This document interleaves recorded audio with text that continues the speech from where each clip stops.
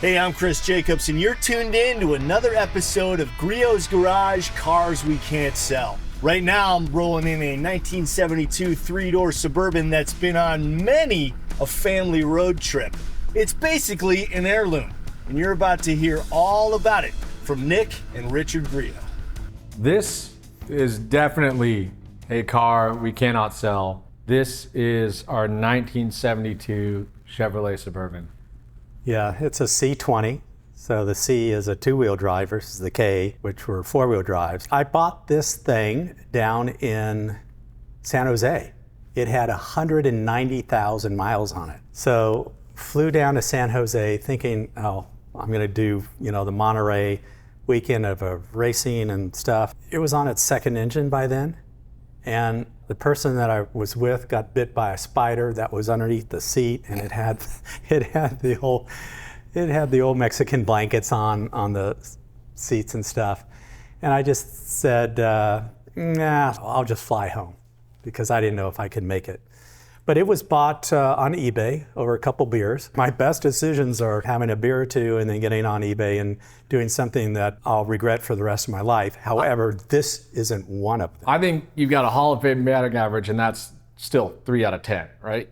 It's at least 3 out of 10. It's more like 3.25. Okay, that might be the best all time. But this was always in San Jose. It had zero rust. It was rust free, and we acid dipped the whole body. And when it came out, all the rockers were fine. We didn't do any body work to this thing. It had one slight crease in the back where he backed into something. But I just love the color combination. The original options list, which is attached to the glove box door, was still intact, and it read like a novel. It had so many options: rear air, front air, the roof lights. Yeah, it feels very truck-like while you're driving it. And if you think about the glory days of Chevy's trucks, now again, I don't want to inflame a lot of opinions here, but I think a lot of hot rod guys think that like 70 to 72, C10, C20, perfect proportions. So like the front of it looks like the truck, right? So it's pretty much just a truck with a roof and some seats in it. Yeah, and they call this model the three-door, and that's just so when the kids jump out of here, they don't jump out in the road and get squished. Yeah, and so when did you buy it exactly? Because I know that the first time I really experienced this car, I was about 21, so that would be about 2007. Is that when you got back from college with your knee? And that was the first trip, right? Yeah. Yeah, so 2007, I probably bought it in 2005 and did a 1 or 2 year restoration on it. I did get the seats out of a 2000 Suburban, and just so we could watch Chevy Chase's vacation from the back seat. So I put the monitors in the back of the headrest for you guys, and got bucket seats in the back so you wouldn't punch each other. Everybody had their own seat. And then poor Sophie, she was in the way back. The air conditioning worked so well in the way back that she had a blanket on as we drove out to Yellowstone. Yeah, mind you, July 95. Yeah. I mean, to be cold within a vintage car is pretty special. But again, for all the years that you've owned it, I still make the mistake of trying to go for a door there. And luckily I can pull my kids through that window now. But I mean, it is just such a simple rig, and it's one of the rigs that, on that kind of maiden voyage post-restoration, you realized, I struck a nerve to the point where, you've got like a zombie horde following you that wants to tell you a story about their time in one of these. It's like everybody grew up in one of these, or their grandpa had one, or they remember jumping around without any seat belts back then. And I think it's just provides joy anywhere you go. And there's a lot of joy between the steering wheel and the gauges and the view that you have out of this. There's so much glass. Look at this. That's a 1/4 acre of glass, which allowed us to put like 25 stickers on this thing of where we went. Well, and all those stickers are earned, but really, again, I think it's like a big school bus rolling down the block, and it speaks right to nostalgia for so many people. It's fantastic. I think the simplicity of this car is that it's old and it's got some cool old features, but you modernized more than just the interior. So I know that we did some engine and transmission and brakes and all of that. So you want to talk about that? This is years before the GM Connect and Cruise. Yeah, and so I just got a small block with a carburetor. That led to me putting on a fuel injection system because I thought I would get a couple more miles, and I got like maybe a couple more miles to the gallon, which was an improvement from 11 to like 13 because it's really like pushing a barn door through the air. Yeah, drag coefficient, and it's pretty much just like a big square that you're pushing through air as opposed to like a nice sleek Corvette with a... And then we had all the gas cans, because I didn't know if the gas gauge would work the first time out. I had antifreeze, all of the camping gear that we had, and then we put the Jolly Roger up on top, which was kind of like our whole pirate theme of going on a vacation. I just we had pirate hats. I was really insane. Clark Griswoldy. Yes. Very kitschy, very corny. I mean, we didn't stop at like Ball of Yarn, but we did pretty much everything else. So, after, you stripped the body, painted it, outfitted the interior, did a net new drivetrain. And I remember that was all in preparation for what was the maiden voyage, which I think is the thing that, if you had to pick one thing the reason we can't sell it is because you took me and my 3 siblings on a massive road trip. I know that we had road tripped many different times before, but this one was of epic proportions, and it was to visit, the best national parks in the U.S. And in Canada. We went through Canada. Yeah. We saw, Waterman. We saw Glacier, Yellowstone, the Grand Tetons. It was just... We saw some moose.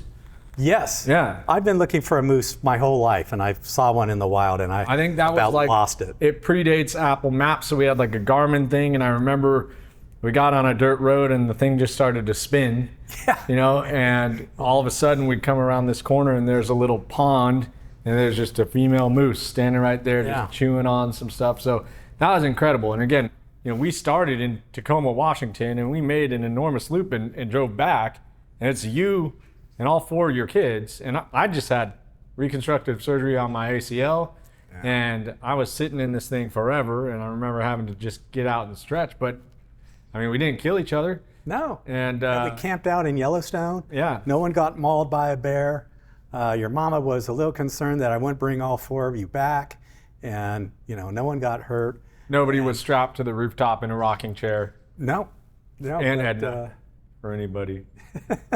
We could National have. Lampoon's Band. But we must have watched Vacation 3 or 4 times. We did. We used this on many trips. I've driven this down to Monterey 2 or 3 times, past people of 90 miles an hour. It stays on line like a freight train. Yeah. 90 miles an hour, no sweat. Maybe that's why we're only getting 10 miles to the gallon.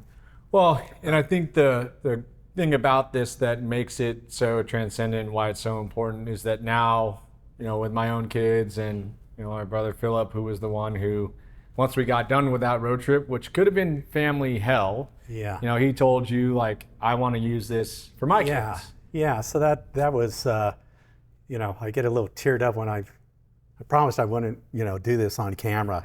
But, we got home and he said, one day he wants to take the Suburban on his family's road trip.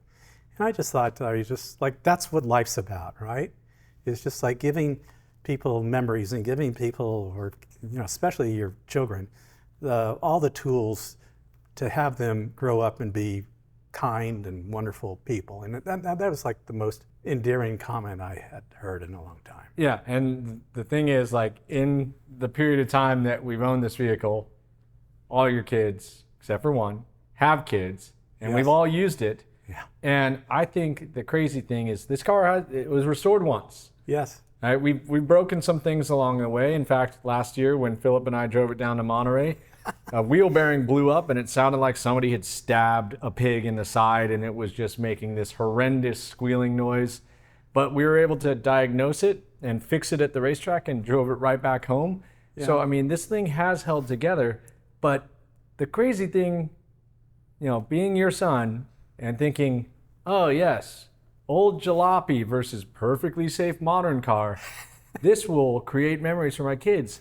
You didn't show the white knuckling you were doing the entire time as you listened for a ping here, a thing there. Yeah. Like, what's gonna break as I take this car on a massive 1,000-mile journey with my kids in here, and what could go wrong? I mean, that is really the joy, and accomplishment that you get putting something together. And then there's absolutely no way that those memories don't come with you. But it's a lot simpler to get in a modern Suburban and just make time. Just make versus, time. But you know what? Panicking the whole time. Does my gas gauge work? Yeah. You should never leave home without a set of tools when you're driving an old car. And that was about the only thing that I recall doing was, gosh, all of a sudden, you're hearing like this, manifold, was leaking. And the bolts had kind of pulled away from the engine block. But if you have the right tools, which we sell, you just, get underneath the car, cardboard, little piece of cardboard, and lo and behold, it was just like a loose, bolt. Yeah, on the header, Yeah, which is pretty typical the first time you drive heat through those systems. Yeah, so it's just, that's how fresh of a restoration it was. I remember actually we tried to leave one night. we did. And we had to add an additional rear shock to the rear axle and cross it up because But that wasn't the problem. The problem was that the steering arm was mounted upside down. So when it took a set, the back end would just go like this, and it was like being on a boat. So we turned around and came back and did almost an all-nighter trying to figure out what the problem was, and it was the steering rod was upside down. Yeah, I'm pretty sure it's like going to the airport and realized you missed your flight by an hour. You're like, oh crap, like you're ready to go. I remember the picture of you in our driveway, smiling ear to ear, the roof rack's all loaded. We didn't leave that night. We came home that night. Left the next day. Didn't take us very long. But yeah, so now again, we make an annual pilgrimage with this thing up to, your parents' farm. Yeah. It comes all over the place. It's a hit wherever it goes. It's simple, it's old, but it works.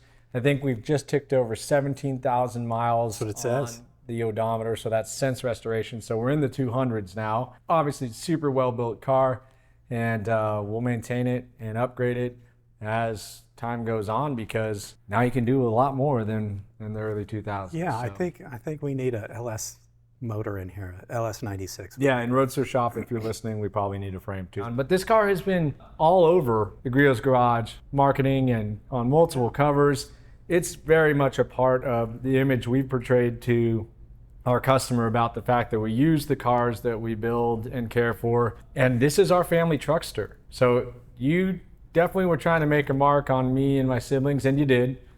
I don't know that you anticipated your grandkids, but you have. And for all those reasons, the simplicity, the nostalgia for not only us and our own lives, but everybody else who's ever experienced a Suburban, the longest living nameplate of any car model on planet Earth, this is simply a car we can't sell. I agree. It's always going to be in the family.